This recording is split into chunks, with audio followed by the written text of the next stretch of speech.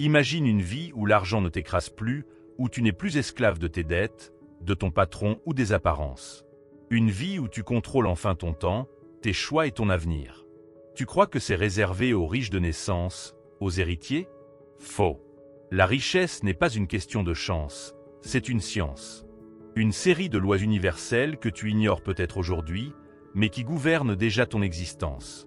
Et le plus cruel, c'est que si tu ne les appliques pas, elles travaillent contre toi. La première de ces lois est simple mais brutale. Sans intégrité, tu ne bâtiras rien qui dure. L'honnêteté n'est pas qu'une qualité morale, c'est une stratégie de survie dans le monde de l'argent. Tu peux arnaquer, tu peux mentir, tu peux tricher, mais tôt ou tard, la vérité rattrape toujours le menteur. Et quand ta réputation tombe, plus personne ne te tend la main, plus personne ne veut investir en toi.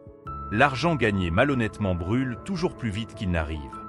Un homme peut perdre son entreprise et rebondir, mais il ne rebondira jamais avec une réputation détruite. C'est pour ça que la confiance est une monnaie invisible, mais 1000 fois plus puissante que l'or. C'est elle qui ouvre les portes, qui attire les partenaires, qui te permet de conclure un marché sans même signer un contrat. Si tu veux bâtir une fortune, retiens bien ceci, mieux vaut rater une opportunité que de la saisir par le mensonge. Tu pourras toujours regagner de l'argent, mais une réputation salie est presque impossible à laver. Alors si tu es là pour apprendre à construire une richesse réelle, une richesse durable, commence par cette base, l'intégrité. Car l'argent et l'honneur sont des frères siamois. Sépare-les et tu perds tout. Si ce que je dis te parle, prends 2 secondes pour liker cette vidéo. Et surtout abonne-toi. Vivre selon ses moyens. La plupart des gens pensent que pour devenir riche, il suffit de gagner plus. C'est faux. Ce n'est pas ce que tu gagnes qui compte, c'est ce que tu gardes. Un revenu de 1000 avec des dépenses de 900 vaut mieux qu'un revenu de 10 000 avec des dépenses de 11 000. Et c'est là que beaucoup se trompent. Ils augmentent leurs revenus, mais en même temps, ils augmentent leur train de vie. Résultat, plus d'argent qui entre, mais encore plus qui sort. Ce n'est pas de la richesse, c'est de l'illusion. La discipline financière, c'est la clé. Mettre de côté avant de dépenser, ne pas tomber dans le piège des dettes inutiles, et surtout, résister à la pression sociale de l'apparence. Parce que dans ce monde, beaucoup préfèrent paraître riches plutôt que l'être réellement. Mais devine quoi? Ceux qui font semblant finissent esclaves de leurs dettes, pendant que les vrais bâtisseurs avancent en silence. L'épargne n'est pas une punition, c'est une graine. Une graine qui grandit et te permet d'investir, de créer et de saisir des opportunités quand elles se présentent. Si tu n'épargnes rien, tu te condamnes à vivre au jour le jour, sans marge, sans filet de sécurité. Retiens ceci, la vraie dignité vient de l'indépendance, pas de l'ostentation. Tu n'as rien à prouver aux autres. Si tu comprends l'importance de gérer ton argent avant qu'il ne te gère, pense à t'abonner dès maintenant. Ici, on parle vrai, sans filtre, et si tu veux bâtir ta liberté financière, tu es au bon endroit. Chapitre 3. Le travail acharné et la persévérance. La richesse durable ne se construit pas avec des raccourcis, encore moins avec des paris hasardeux. Elle repose sur une seule chose, le travail acharné. Le vrai. Pas celui qu'on subit, mais celui qui bâtit. Le travail est une école de caractère. Chaque jour d'effort est une pierre ajoutée à ton édifice. Mais ce n'est pas seulement travailler beaucoup qui compte. C'est travailler avec intelligence, sur les bonnes choses, de façon constante.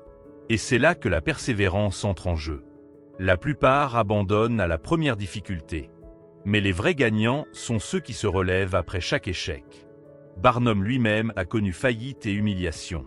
Pourtant, il n'a jamais cessé d'avancer. Chaque chute était une leçon, pas une fin. Un échec ne t'enterre pas. C'est toi qui décides d'abandonner ou de continuer. Et chaque fois que tu continues, tu deviens plus fort que la fois précédente. Si tu es d'accord que la persévérance est le véritable carburant de la richesse, clique sur le bouton j'aime. C'est une manière de dire « Je choisis de continuer, quoi qu'il arrive ». Le temps est ton capital le plus précieux. Tu peux perdre de l'argent et en regagner, mais chaque heure perdue est une heure qui ne reviendra jamais. Alors demande-toi, est-ce que je construis quelque chose de solide avec mon temps, ou est-ce que je le dilapide dans des distractions qui ne m'apportent rien? La constance est un levier invisible. Tu ne verras peut-être pas de résultats immédiats. Mais répéter les bons gestes, jour après jour, finit par déplacer des montagnes. Ceux qui réussissent ne sont pas forcément plus intelligents que toi, mais ils ont persévéré là où d'autres ont abandonné. Alors grave ceci en toi. La prospérité matérielle n'est rien d'autre que le reflet d'une discipline intérieure. Si tu veux une vie différente, commence par changer tes habitudes. Et si tu crois que ce genre de vérité mérite d'être entendu par plus de monde, partage cette vidéo. Tu peux aider quelqu'un de ton entourage à arrêter de rêver et à commencer à construire. Chapitre 4. Le choix de la bonne activité. L'effort et l'honnêteté ne suffisent pas si tu te bats dans le mauvais terrain. Imagine un homme qui laboure un sol stérile. Il peut travailler jour et nuit, il n'aura jamais de récolte. C'est pareil avec l'argent. La richesse demande de choisir une activité fertile. Cela signifie comprendre ton domaine, développer une vraie expertise et ne pas te lancer tête baissée dans des affaires que tu ne maîtrises pas. Beaucoup se ruinent en courant après la mode du moment, sans connaissance, sans stratégie. La spécialisation est une force. Dans un monde saturé de généralistes, celui qui devient maître dans un domaine précis finit toujours par attirer l'attention et la richesse. Mais attention, choisir une activité uniquement pour l'argent est une erreur. Si tu n'aimes pas ce que tu fais, tu finiras par abandonner, même si le potentiel était énorme. Il faut s'appuyer sur ses forces naturelles, ses talents, et les combiner avec la réalité du marché. Tu dois comprendre les besoins réels des gens, anticiper les tendances et proposer une valeur authentique. C'est ça qui construit une réputation solide. N'oublie pas, la passion alliée à la compétence et à la discipline crée un moteur implacable. Et c'est ce moteur qui fait la différence entre celui qui survit et celui qui prospère. Si tu es en train d'écouter et que tu sens qu'il est temps de choisir ton terrain fertile, abonne-toi. Parce que ce que tu apprends ici peut littéralement changer la trajectoire de ta vie. Chapitre 5. La publicité est l'art de se faire connaître. La réussite ne dépend pas seulement de la qualité de ton produit ou de ton service. Tu peux avoir la meilleure idée du monde, mais si personne ne le sait, elle meurt dans le silence. La publicité, c'est l'art de se rendre visible. Beaucoup échouent non pas parce qu'ils manquent de talent ou de travail, mais parce qu'ils restent invisibles. Ils attendent que le monde les découvre, mais le monde ne cherche pas. Le monde est distrait. Tu dois attirer son attention.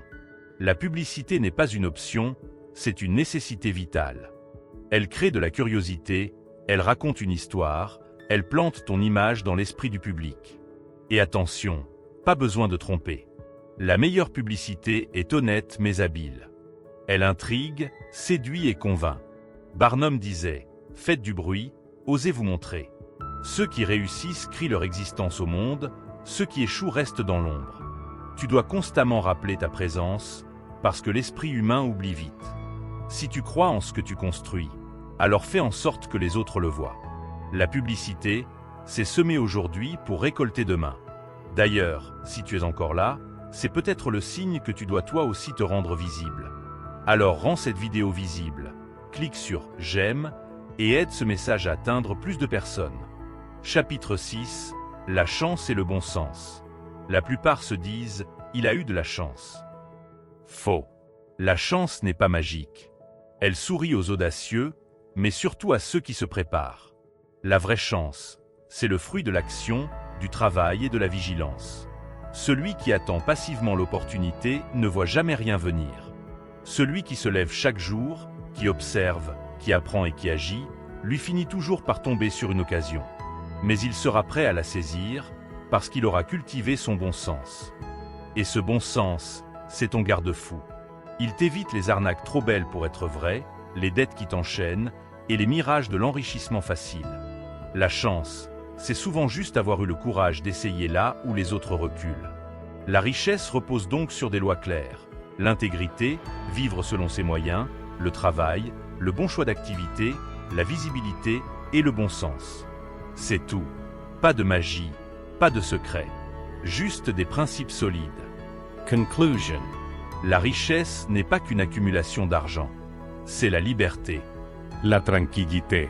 Le pouvoir de choisir ta vie sans plier sous la contrainte. Et tout ça n'est pas réservé à une élite.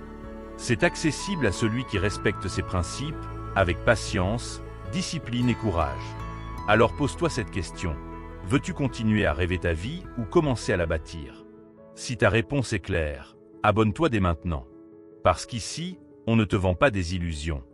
On t'enseigne les lois universelles de la réussite. À toi de les appliquer pour écrire ton propre destin.